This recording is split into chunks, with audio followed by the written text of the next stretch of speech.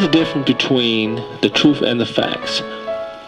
Facts are non-objective, truths are objectives, which are supplemented by opinions.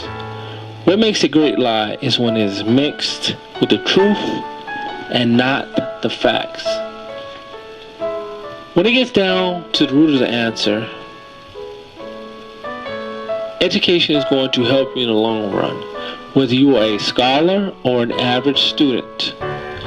When all the smoke clears, it matters how you will value it. The more value you put on your education, the better you will become at it. Let's talk about the 4 categories of personalities: rational, artisan, idealist, guardian. Let's start with the rational. Rationals are theoretic in communication and realistic in implementing goals, and is highly skilled in planning investigation. They develop intellectual operation in supervising, planning, and organization. They are capable in action, self-governed, and strong-willed, always searching for knowledge, trusting in reason, and never satisfying for achievement. The subcategories: architect, masterminds, inventor, and field marshal. Architects. Their major interests are figuring out structure, building, and patterns. They also take up a helpful role in their social exchanges, but only when forced. They allow themselves to take charge of the activities. The architect's goal is always to rearrange their environment somehow. Masterminds. Masterminds always have an emergency plan. They like telling others what to do in a specific order. Masterminds like to take charge of whatever is going on and are very self-confident. They are rather rare individuals to find in the world. When making decisions, it seems to come naturally to them. Masterminds cannot rest until things are settled and set. They are the people who are able to put together logical, complete contingency plans. Masterminds will use ideas if they are useful. Masterminds are innate leaders, but don't like to take command of the projects or group. They would prefer to stay in the background until the others show their inability to lead. Masterminds see reality as critical times. They are always seeking strategies that have a high payoff. Nothing is set in concrete.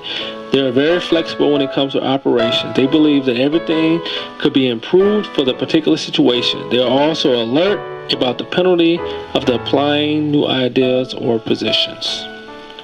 Inventors. It is unnatural for these individuals to make emotionless devices. They don't have much desire to direct the activities of others. Inventors love complex problems, and they are very curious about anything that they come in contact with. They're always on the lookout for a better way to new projects, activities, and procedures. Inventors are confident in ignoring the standard, the traditional, and the authoritative. As a result of this approach, they are often bring fresh new approaches to their work and their lives. Field marshal. Field marshals are very ordered individuals. They are very intellectual, developing contingency plans. Field marshals have a desire to let their people know about whatever they come into the organizational efforts. They tend to take up a direct role in the social exchanges. They do not like to inform individuals, but at times, field marshals simply find themselves in charge of groups and are puzzled as how this happened. Field marshals have a strong natural urge to give composition and direction whatever they are, to harness people in the field and to direct them to their goal. Field marshals search for more for guidelines and goals than for a set of laws and procedures. Field marshals have the ability to imagine where the institution is going and seem to be able to talk about the vision of others. They are likely to be good at systematizing, ordering priorities, generalizing, summarizing, and demonstrating their efforts. Field marshals are devoted to their jobs and can easily block out other areas of life for the sake of their work. Field marshals must have a direct goal and reason for doing anything, and people's feelings usually are not enough. They prefer well thought out plans, and they expect others to follow suit. They do not like aimless disorder in the workplace. Field marshal will dispose of any procedure when it can be shown to be ineffective in accomplishing its goal. Field marshals are impatient with repetition of error. The Unknown Truth, Enlightenment, and the Devil's Rejects, Artisans, Rationals, Idealists, and Guardians. During my stay here on Earth as Mr. Personality, I know that not one person can predict human behavior and put personalities into a box. Just because you went to school and wasted your time for 8 years and received your doctorate degree in psychology doesn't make you an expert. People make choices of what traits they want to use at that particular time in their life. It's impossible to completely narrow it down. People write these books on personalities and still don't have a clue of what is the truth and what are the facts. Do you truly believe they are writing these books because they care about your mental health, or give away knowledge they came up with so they can live in a better society? They're writing these books because you are weak-minded and they are using what you think is a problem with yourself for personal gain. Have you read the fine print of which we really are? You're telling me you have not figured it out yet? I am here to tell you there are no gray areas in life. People choose to do wrong or choose to do right. With my influence, of course.